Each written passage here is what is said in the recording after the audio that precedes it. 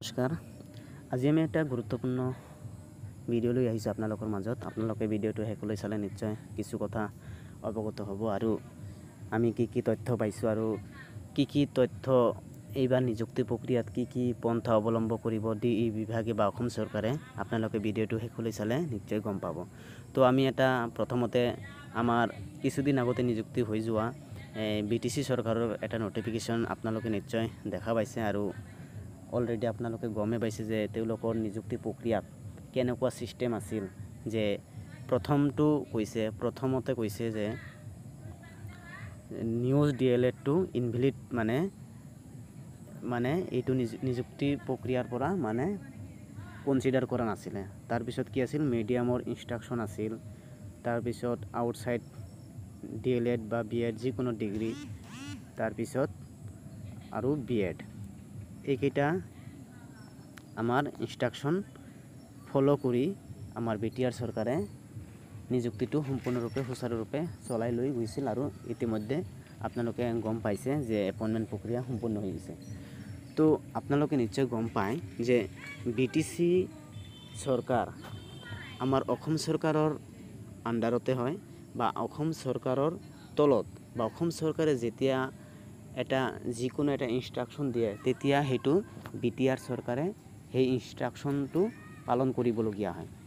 কাৰণ BTR চৰকাৰটো যদিও অলপ বেলেগ, অসম চৰকাৰৰ আণ্ডাৰতে আছে। কাৰণ অসমৰ পৰা যদি কোনো ধৰণৰ পুঁজি আবণ্টন নিদিয়ে BTR চৰকাৰে একো কৰিব নোৱাৰে। তো তেওঁলোকৰ চৰকাৰটো চলাই ল'বৰ কাৰণে এক্সট্ৰাকৈ ভাগ কৰি দিছে, কিন্তু গোটেইখিনি যিবিলাক ইনষ্ট্ৰাকশ্যন অসম চৰকাৰৰটোৱে ফ'ল' কৰে।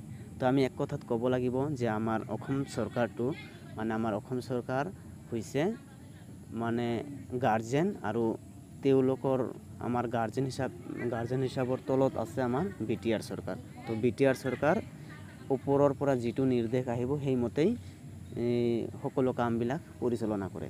তো এতিয়া নিযুক্তি প্ৰক্ৰিয়া যিহেতু এইটো আমাৰ BTR চৰকাৰে যেনেকৈ নিযুক্তি প্ৰক্ৰিয়া কৰিছে, আমাৰ অসম চৰকাৰৰ আণ্ডাৰত যিটো DE বিভাগত নিযুক্তি হ'বলৈ গৈ আছে 100% গোটেইখিনি বস্তু ইয়াতে ফ'ল' কৰিব। আৰু এইটো আমি অলৰেডি খবৰ পাইছোঁ আৰু সেইকাৰণে আপোনালোকক এইটো মই জোৰ দি ক'ব পাৰিছোঁ।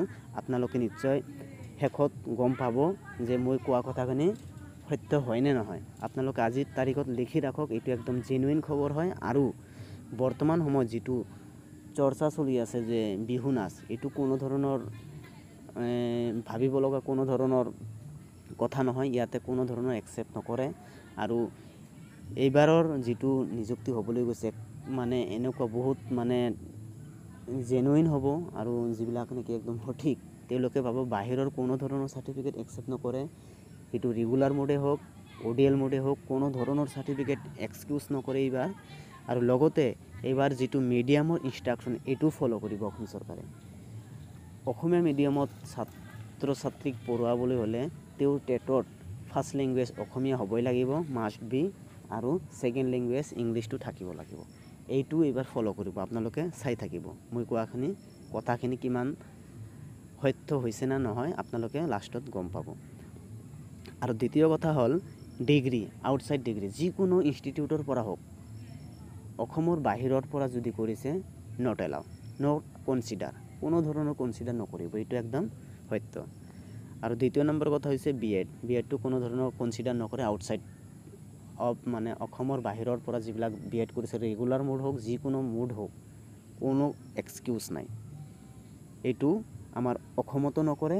BTRত যে কৰা নাই তেতিয়া ভাবি লওক যে আমাৰ অসমতো নকৰে। কাৰণ অসমৰ পৰা শিক্ষা বিভাগৰ ওপৰত অসমৰ যিটো আমাৰ DEE যিটো শিক্ষা বিভাগ আছে, সেই শিক্ষা বিভাগৰ লগত জড়িত হৈ BTR চৰকাৰে গোটেইখিনি ইনষ্ট্ৰাকশ্যনখিনি বনাইছে, কেনেকৈ কামখিনি কৰিব পাৰে। BTR চৰকাৰৰ ঘপককৈ কিবা এটা কৰিব সেনেকুৱা নহয়। আমাৰ গোটেইখিনি ইনষ্ট্ৰাকশ্যন অসম চৰকাৰৰ শিক্ষা বিভাগৰ পৰাইহে অনুমতি লৈহে এই কামখিনি কৰিছে। তো আপোনালোকে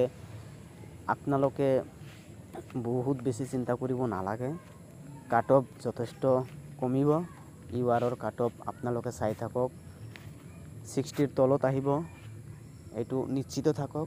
আপোনালোকে যিসকলে জেনুইন তেওঁলোকে চাকৰিটো পাবলৈ এইবাৰ 100% সক্ষম হ'ব। আৰু যিবিলাক ফেক তেওঁলোকে কেতিয়াও মানে এই নিযুক্তি প্ৰক্ৰিয়াত আহিব নোৱাৰে, তেওঁলোকে মানে বাছনি প্ৰক্ৰিয়াৰ পৰা বাতিল কৰি ৰাখিব। আৰু এইটো জেনুইন কথা কৈছোঁ মই, আৰু এইটো যিখিনি মানে মেইন কথা সেইখিনি আপোনালোকক জনাই দিছোঁ আজি। আৰু এইখিনি কথা এটা চ'ৰ্চৰ পৰা পোৱা গৈছে, আপোনালোকে নিশ্চয় ভাবিব যে আপোনালোকে নিজে অলপ বিবেচনা কৰিব তেতিয়া আমি এইখিনি নিশ্চয় গম পাব। কাৰণ BTR চৰকাৰ কোনো ধৰণৰ বেলেগ এটা এক্সট্ৰাকৈ নহয়, এইটো আমাৰ অসম চৰকাৰৰ এটা অংগ হিচাপে কাম কৰি আছে। তো আপোনালোকে নিশ্চয় গম পাব যে অসম চৰকাৰৰ যিবিলাক নিৰ্দেশ সেইবিলাক নীতি নিৰ্দেশনা BTR চৰকাৰে সম্পূৰ্ণৰূপে পালন কৰি আহিছে। আৰু BTR চৰকাৰৰ যিবিলাক ইনষ্ট্ৰাকশ্যন অলৰেডি পালন কৰি আমাৰ নিযুক্তি প্ৰক্ৰিয়া সম্পূৰ্ণ হৈছে, সেই গোটেইখিনি 100ৰ ভিতৰত 100% গোটেইকেইটা বস্তু ফ'ল' কৰিব এইবাৰ। আপোনালোকে জাষ্ট ৱেইট কৰক আৰু চাই থাকক। আজিৰ ভিডিঅ' এইখিনি আছিল। যদি ভিডিঅ'টো ভাল লাগে লাইক কৰিব, কমেণ্ট কৰিব আৰু শ্বেয়াৰ কৰিব। আৰু নতুনকৈ যদি আহিছে আমাৰ চেনেলটো ছাবস্ক্ৰাইব কৰি ৰাখিব নতুন নতুন আপডেটসমূহ পাই থাকিবলৈ। ধন্যবাদ।